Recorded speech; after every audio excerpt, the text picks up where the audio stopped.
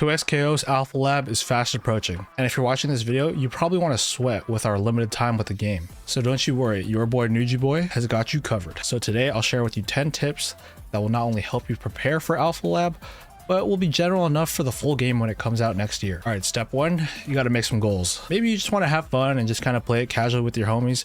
But for me, I want to get in deep into it, play a lot so I can give really informed feedback and feel pretty competitive. So I'll be playing all the characters, different comps, experiment with the fuses, enter some tournaments. I also want to understand the game really well so I can decide which games I can play on the side when Alpha Lab is over to basically get like a closer experience and like give more well-informed opinions about the game. Whatever it is for you, make a goal. If you just want to have fun, do that too. Boot up and have a good time. Next, I've been watching a lot of content, especially of people teaching the game and the characters, just so I can understand the system mechanics and the game in general, right? Sajam's match analysis is really well informed in this regard, as he's good at seeing the game as a whole and how all the system mechanics work together. He's just really good at teaching and breaking down the game flow, right? Pat the Flip, one of the devs on the team, whose job I think is to basically teach the game to people internally and externally.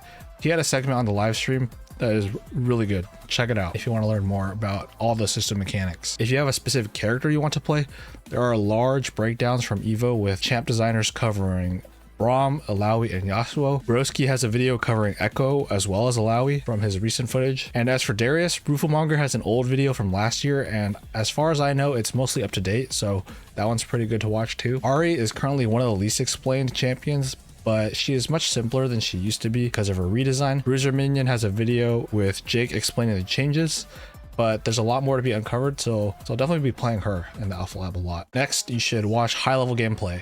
A lot of content creators got to play with the devs for an extended period of time. The Evo stream specifically had tons of developer gameplay. You can steal combos, tech, take note of stuff you think is cool, and then you can try it out when the game is playable. And now that you've watched some gameplay, pick characters and teams you want to try out with the fuses. Maybe you think Yasuo is really cool, but you don't know who to play him with. You can just steal another team or, just mishmash what you want. Make a list of things you want to try and try it out. But for me, it's easy to steal from other people, and I want to strike the balance of characters I want to play with having a good team.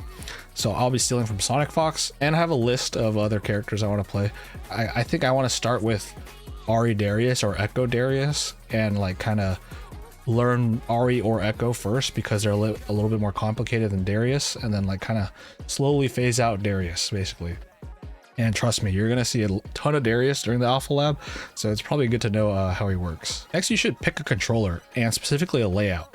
The game is played on everything. Yes, the developers, they even play on stick. But since it's Riot, they've also mentioned that a lot of them just play on keyboard. Keyboard closely mimics leverless, so if you don't have leverless but want to try it, go for it. This game has no motion inputs, and if you're like me who struggled with motion inputs on pad, you could try pad as well. I did this with Granblue, and it was a pretty good time. This is the standard format, but you might want to change it around to something more comfortable or familiar. In Guilty Gear Strive, I put my dash macro right here, so in this game I'm just going to put it in the same place because it's the most familiar to me, right? Which leads me to my next point. Play fighting games.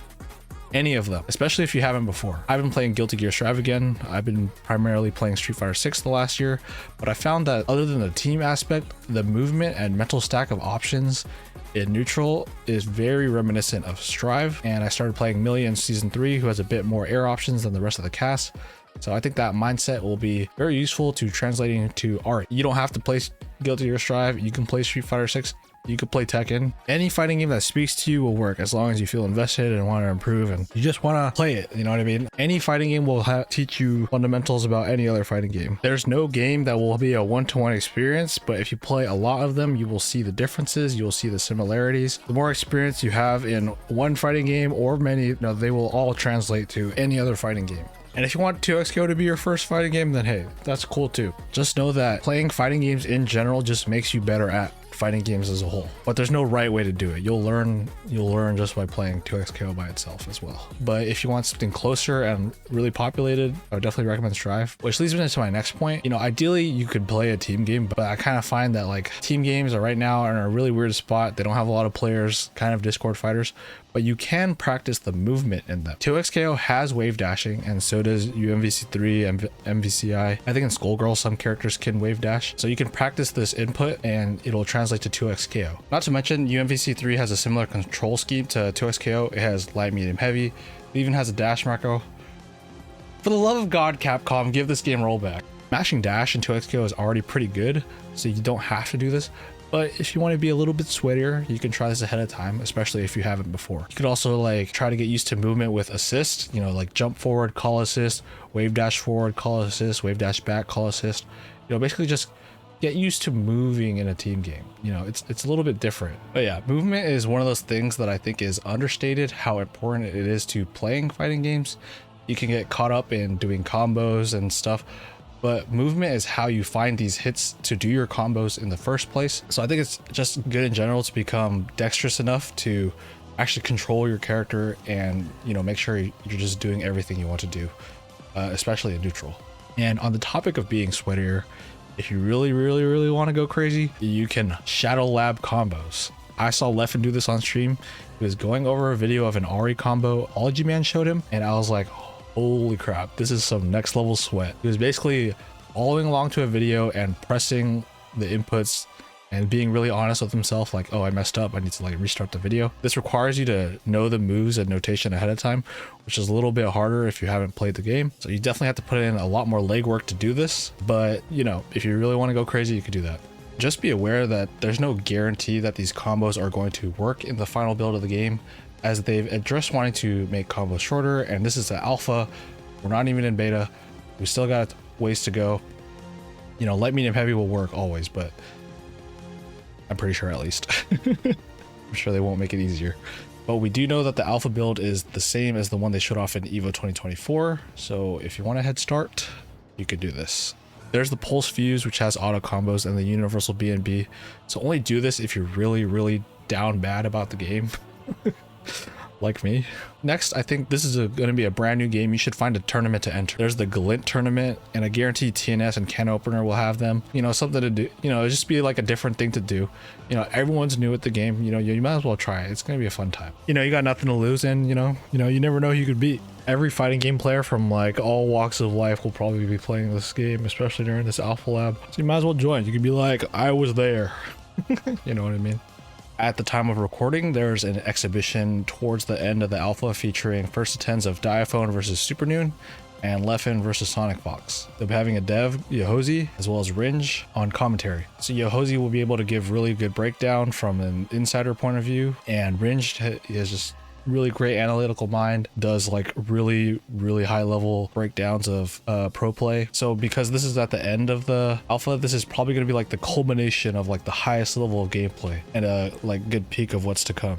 So I'm super stoked for it. It's gonna be really cool. Last but not least, find a friend to play duos with. If you're invited into Alpha Lab, you're actually allowed a referral. Hopefully all your friends who do play fighting games get their own invite. You know, you could use your referral for a friend who doesn't play fighting games. And, you know, so we could show them like a good time and how dope the genre is, right? I'm super excited about the game. The most fun time a fighting game is when everything's new. Nobody knows what's going on. And doing it with a homie, come on, you just know that sounds amazing, right? Final tip, just remember to have fun. You don't have to do all of these or even any of them. I just wanted to share what I'm doing because I'm just super excited for the game. I've been excited about the idea of this game since before I even started playing fighting games more seriously, and it's turning out better than I ever imagined. And I just wanted to share that. I'll be making a character overview of all the champions before the alpha actually comes out, so you can figure out who to play ahead of time if you don't know how the characters work. I just wanted to impart my knowledge so people can hit the ground running and find out all the little kinks of the game. Because remember, devs, they want feedback. The faster we get better at the game, the more we can create a better game for the future. And last but not least, I want to hear from you guys. If you're prepping in some way, let me know how down below. Subscribe if you want to see more 2xKO content like this. Like the video if you found it helpful, and share it with a friend who's also excited about the game. And finally, follow me on Twitch. I'll be streaming as much as humanly possible because, not gonna lie, I want to be not only good at this game, but one of the best. So come check me out.